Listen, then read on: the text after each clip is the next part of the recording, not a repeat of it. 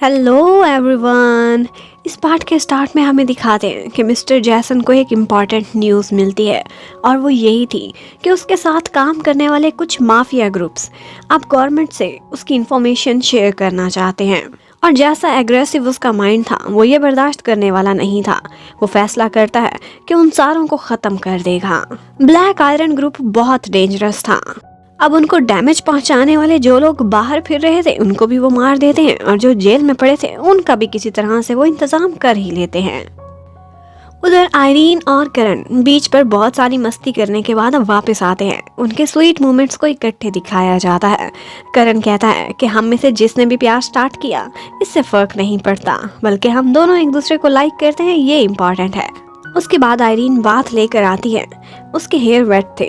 यहाँ पर करण उसके पास आता है और उसके हेयर ड्राई करने में उसकी हेल्प करता है। कैप्टन करण बहुत बड़ा अपॉर्चुनिस्ट था और यहाँ पर भी एक किसिंग सीन आता है। आयरीन और करण के साथ जो हर टाइम पर दो कोलीग्स रहते थे उनको दिखाया जाता है कि उनका भी एक बिकरिंग कपल बनने वाला है। थोड़ी देर बाद करण को एक न्यूज मिलती है कि ब्लैक आयरन के खिलाफ जो लोग भी जा रहे थे उनकी सस्पिशियसली एक ही दिन बहुत डिफरेंट तरीकों से डेथ हो गई थी। जो जेल में थे वो जेल में किसी न किसी लड़ाई की वजह से मारे गए। करण को पूरा शक था कि इसके पीछे ब्लैक आयरन का हाथ है। अब इसी बारे में वो अपने ऑफिसर से मीटिंग के लिए जा रहा होता है कि आयरीन उसका हाथ पकड़कर उसे रोकती है और हक करती है क्योंकि वो उसके लिए बहुत परेशान थी। लेकिन करण उसे तसल्ली देता है और वहाँ से निकल जाता है। उधर जैसन के सामने डॉक्टर विट ने यही शर्त रखी थी कि वो आयरीन का कोड उनको बताएगा इस शर्त पर कि उसके बाकी जो दो डॉक्टर्स पकड़े गए हैं उनको छोड़ दिया जाए और उसके बैंक में बहुत सारा पैसा भी ट्रांसफर किया जाए। लेकिन ब्लैक आयरन का कहना था पहले कोड बताओ और उसके बाद हमसे कोई बात करना। लेकिन विट कहता है मुझे बेशक मार भी डालो, मैं ऐसे कोड नहीं बताऊंगा। उधर आयरीन देखती है कि उसके फोन पर विट ने एक लोकेशन सेंड की है और उसके बाद जब वो लोग थोड़ी सी रिसर्च करते हैं तो उन्हें अंदाजा हो जाता है कि डॉक्टर विट जिंदा है और वो किसी जगह पर ट्रैवल कर रहा है। उसने अपनी बॉडी में कहीं पर तो कोई ट्रांसमिशन डिवाइस छुपाई हुई थी जिसके थ्रू वो आयरीन को लोकेशन सेंड कर रहा था। वो लोग यही बात करण से शेयर करते हैं। करण उसी लोकेशन के करीब था तो वो कहता है कि मैं उनका पीछा करता हूँ। लेकिन आयरीन बहुत परेशान थी और उससे बार बार यही कह रही थी कि अपना ख्याल रखना। करण वादा करता है कि मैं ज़रूर वापस आऊँगा, तुम परेशान ना हो। उधर ब्लैक आयरन बहुत सारे दूसरे लोगों के साथ साथ डॉक्टर विट को भी एक बीच पर लेकर जाते हैं और उनका इरादा था कि इन तारों को इकट्ठे मार दिया जाए और फिर इनकी लाशों को ठिकाने लगाया जाए। करण भी पीछा करता करता उसी जगह पर पहुंच चुका था। वो ज्यादा फोर्स अपने साथ नहीं लेकर गया था क्योंकि वो उनको अलर्ट नहीं करना चाहता था। उधर मार खाते खाते डॉक्टर विट के शूज में एक चीज सस्पिशियस थी जो ब्लैक आयरन ने देख ली थी।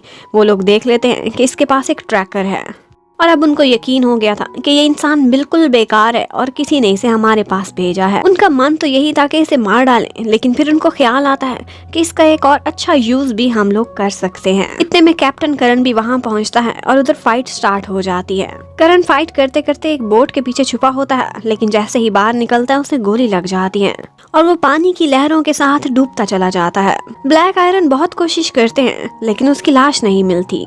उधर आयरीन भी बहुत परेशान थी। करण का कोई अता पता नहीं था। इतने में एक सोल्जर गर्ल उसके पास आती है और उसे खाना खाने को कहती है। आयरीन उसी पर ही अपना गुस्सा निकाल देती है कि तुम इतनी काम कैसे रह सकती हो, करण की जान खतरे में, पता नहीं उसे क्या हुआ होगा, तुम लोगों के दिल कैसे पत्थर के हैं। इतने में वो लड़की फट पड़ती है और कहती है हम अक्सर अपने साथियों को खोते रहते हैं, हमें इतना ही दुख है जितना तुम्हें है करण के मिसिंग होने का, लेकिन क्या करें, हम रोएं, हम खुद को वीक नहीं दिखा सकते क्योंकि हमारे ऊपर रिस्पॉन्सिबिलिटी है। हमारे किसी एक साथी के ख़त्म हो जाने से हम सोल्जर्स अपनी लाइफ ख़त्म नहीं करते क्योंकि लोगों की उम्मीदें हमसे जुड़ी हैं और उनकी सुरक्षा हमने करनी है। और साथ ही साथ वो उसे ये भी बताती है कि कैप्टन करण ने जाने से पहले उसको यही मैसेज दिया था कि चाहे मैं जिंदा रहूं या ना रहूं, आयरीन का ख्याल रखना तुम लोगों की फर्स्ट प्रायोरिटी होनी चाहिए। और ये सिर्फ इसलिए नहीं था कि आयरीन का मिशन उसे मिला था, बल्कि इस वजह से था कि आयरीन उसके दिल में घर रखती थी। नेक्स्ट सीन में दिखाते हैं कि करण जख्मी हालत में बीच पर पड़ा होता है। यहाँ पर एक लड़की आती है जो उसे इस तरह से देख लेती है और उसे उठाकर किसी तरह से अपने घर ले आती है। करण उसे बताता है कि मैं एक सोल्जर हूँ और कुछ लोग मेरे पीछे पड़े हुए हैं। इतने में बाहर नॉक होता है। वो लड़की बाहर जाती है। वो वाकई ब्लैक आयरन के लोग थे जो उस वक्त एजेंसी के लोग बनकर करण को तलाश करते फिर रहे थे। लेकिन वो लड़की कोई मामूली इंसान नहीं लगती थी। वो जिस तरह से ब्लैक आयरन को धोखा देती है और एक बहाने से उन्हें चेकिंग करने से रोक के वहां से निकाल देती है। अब उनको भेजकर वो जैसे ही मुड़ती है, करण बेहोश हो जाता है। अब वो लड़की उसका ख्याल रख रही थी और करण बेहोशी की हालत में बार बार आयरीन का नाम लिए जा रहा था। उधर आयरीन भी कोई थोड़ी दुखी नहीं थी। एक दफा उसे तौन की कॉल आती है और तौन भी उससे कैप्टन करण का पूछता है कि उसने मुझे फाइटर जेट करीब से दिखाने का वादा किया था, वो कब पूरा होगा। और ये सुनते ही आयरीन अपने आंसू नहीं रोक पाती, उसे करण की बहुत याद आ रही थी। उधर ब्लैक आयरन ने डॉक्टर विट का ये यूज किया था कि पहले तो वो उसे मार मार के टॉर्चर करके सारा बदला लेते हैं कि तुमने हमें उल्लू बनाने की कोशिश की, और फिर वो लोग उसे उसी सेल में फेंक देते हैं जहाँ पर बाकी दोनों डॉक्टर्स बैठे हुए थे। एक्चुअली ये जाल उन्होंने इसलिए बिछाया था ताकि जब विट आयरीन के डैड से मिलेगा तो उसे आयरीन का कोई ना कोई क्लू जरूर देगा जो उनके थ्रू भी पहुंच जाएगा, क्योंकि वो उसे ऑब्जर्व कर रहे थे। उधर करण जब होश में आता है तो उस टाइम पर वो लड़की नहा रही थी।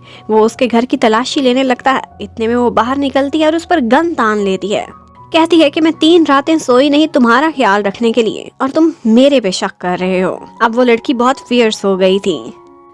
वो करण के हैंड कफ कर देती है और फिर उससे सवाल करने लगती है। करण भी हैरान था। उसके पास गन थी, वो अकेली रहती थी और इसके साथ साथ उसने जिस तरह से उसके घाव ठीक किए थे वो कोई मामूली नहीं बल्कि ट्रेंड लड़की लगती थी। लेकिन वो करण से उसके मिशन के बारे में पूछने लगती है, लेकिन वो अपना नाम बताता है, अपने मिशन की डिटेल्स नहीं, क्योंकि ये एक ऑफिशियल सीक्रेट था। और फिर इसी तरह से करण उस लड़की को बातों में लगा ही रखता है और किस तरह से अपने हैंडकफ्स खोल लेता है उस लड़की को पता भी नहीं चलता। उसका नाम आंडा था। अब एक झटके से ही करण ने आंडा को काबू कर लिया था। आंडा को बहुत गुस्सा था कि मैंने इसकी जान बचाई और ये मुझ पर हमला कर रहा है, लेकिन आंडा भी किसी से कम नहीं थी। यहाँ पर करण का वो पूरा मुकाबला करती है।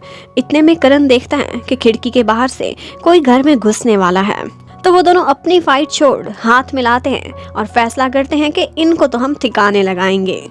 अब जैसे ही वो गुंडे अंदर आते हैं वो लोग बारी बारी उनकी ठुकाई लगाते हैं और करण बहुत हैरान था जिस तरह से आंडा स्किल्ड थी और बहुत बहादुर लड़की थी। उसे वो बहुत इंटरेस्टिंग लग रही थी। लेकिन यहाँ पर उनका मुकाबला करते करते आंडा को एक गोली लग जाती है। उधर आयरीन को तो उम्मीद ही खत्म हो गई थी। उसने सोचा था कि पता नहीं करण जिंदा भी है कि नहीं, क्योंकि 3 दिन बीत चुके थे। इतने में अचानक से उन लोगों को मैसेज मिलता है कि करण ने मिलिट्री से राब्ता किया है और वो वापस आ रहा है। अब करण आंडा को अपने साथ लेकर वहां आता है।